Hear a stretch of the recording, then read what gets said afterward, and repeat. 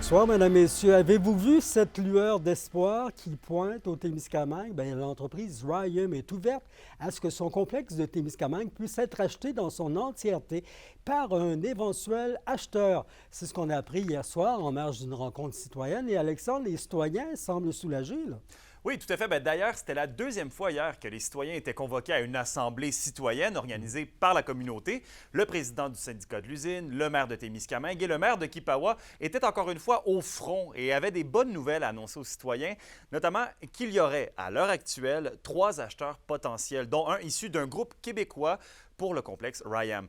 C'était des développements qui découlent d'une rencontre d'urgence organisée par le député de Rouyn-Noranda-Témiscamingue, Daniel Bernard, avec entre autres le ministre de l'Économie, Pierre Fitzgibbon, qui aurait assuré que le gouvernement du Québec serait de la partie et apporterait des subventions afin de sortir la communauté de cette situation.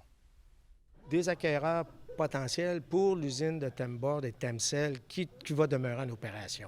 Il y en a. Là, ce qu'on va faire avec le groupe local, c'est d'aller mettre les sommes pour pouvoir, à ce moment-là, intéresser l'acheteur potentiel d'acquérir tout le site au complet. OK? Québec ici sont prêts à mettre de l'argent pour devenir partenaires et non simplement avoir des dividendes, de devenir partenaires dans le projet. Donc, on va avoir des acteurs locaux, oui, mais ça nous prend quand même un maître d'œuvre, un grand acheteur qui devrait être probablement québécois. Puis Alexandre, un comité local a été d'ailleurs mis en place là, pour développer un projet qui serait viable à long terme. Oui, mais au moment où on se parle, il n'y a que des idées, rien de structuré, selon le député Daniel Bernard. Le comité se donne 90 jours avant d'émettre ses recommandations. Et ça, 90 jours, ça tombe pas mal après la date du 2 juillet, qui reste encore encerclée en rouge parce que c'est le jour, le 2 juillet, où la clé va être sous la porte et que l'usine Ryam va fermer.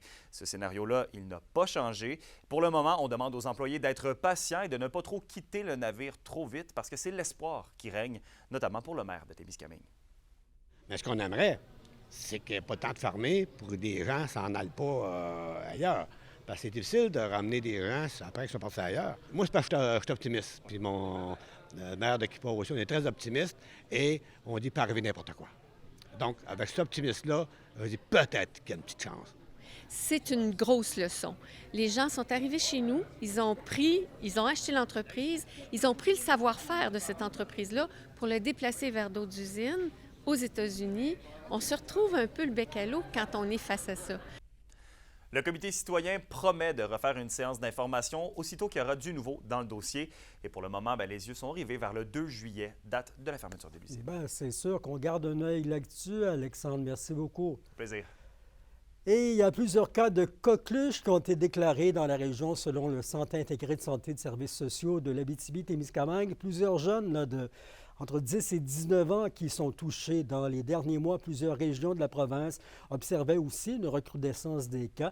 C'est une maladie contagieuse, la coqueluche, qui peut causer une forte toux et de la fièvre. Les personnes qui ont des symptômes sont invitées à consulter un professionnel de la santé ou un médecin. Et après le secteur de la santé, l'Abitibi-Ouest se mobilise pour recruter des travailleurs dans le monde de l'éducation. Qu'Émilia Laliberté nous en parle.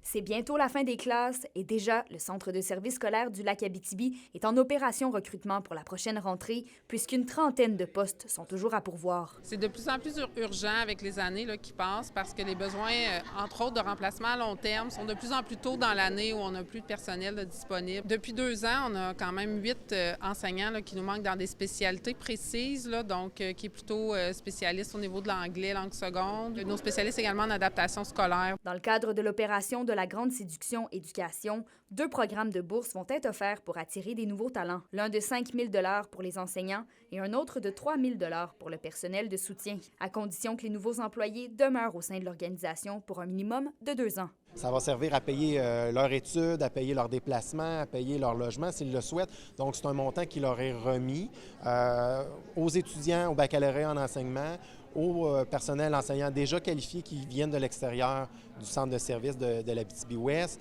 et aussi au personnel de soutien là, qui vont décider de venir travailler aussi au centre de service. Dans les écoles de l'Abitibi-Ouest, 10 % des enseignants vont quitter pour la retraite dans les prochaines 5 années.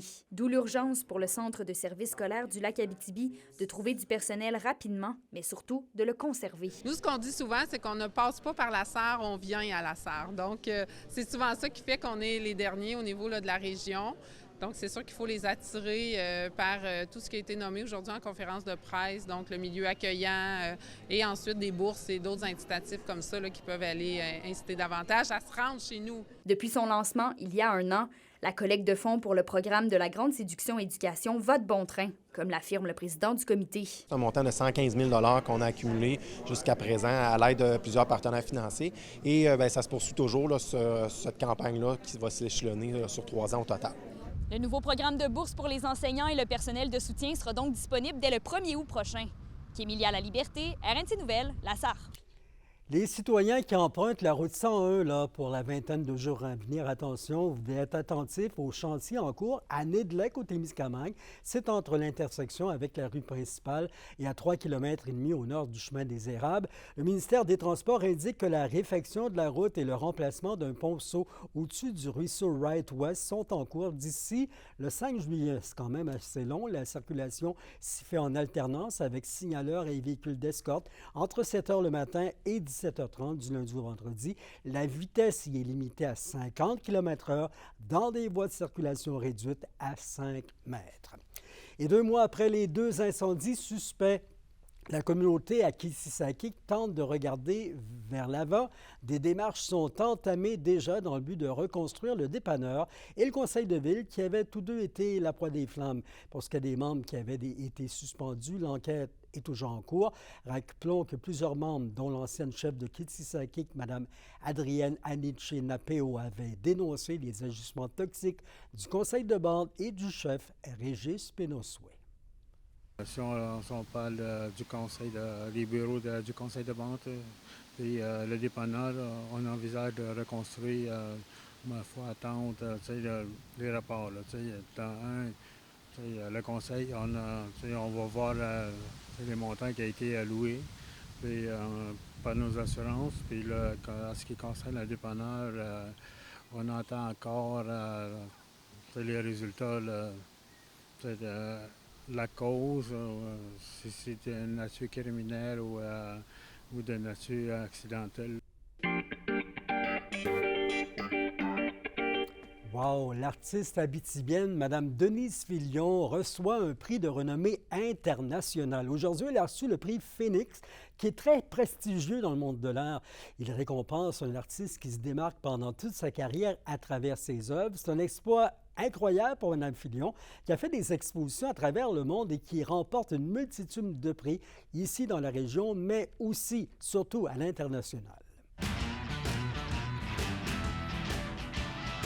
Hockey et Anthony Turcotte des Huskies de Rouyn-Noranda troque son uniforme des Huskies vers celui de l'UQTR, à l'Université du Québec à Trois-Rivières. On rappelle qu'avec la Meute, l'homme de 21 ans a disputé 232 matchs lors des 5 dernières saisons. Sur les réseaux sociaux, Turcotte affirme que le fait qu'il connaisse déjà des joueurs de la formation de Trois-Rivières a influencé son choix et il est ravi de pouvoir rejoindre la formation. Les nuages doivent dominer pour les 48 prochaines heures, mais on ne s'en fait pas. Il va faire beau au camping en fin de semaine. C'est partiellement nuageux ce soir avec à peine 40 % de probabilité d'averse, minimum à 14. Demain et vendredi, copie conforme, averses et possibles orages avec un maximum autour de 19. C'était vos infos régionales. J'espère que vous êtes bien informés. Vous connaissez le centre d'aide aux victimes d'actes criminels. Il y en a partout, mais demain, Picogan, Oralsien, Son-Cavac. On vous en parle demain aux nouvelles. Bonne soirée ou bonne nuit si vous nous écoutez en rappel. Au revoir.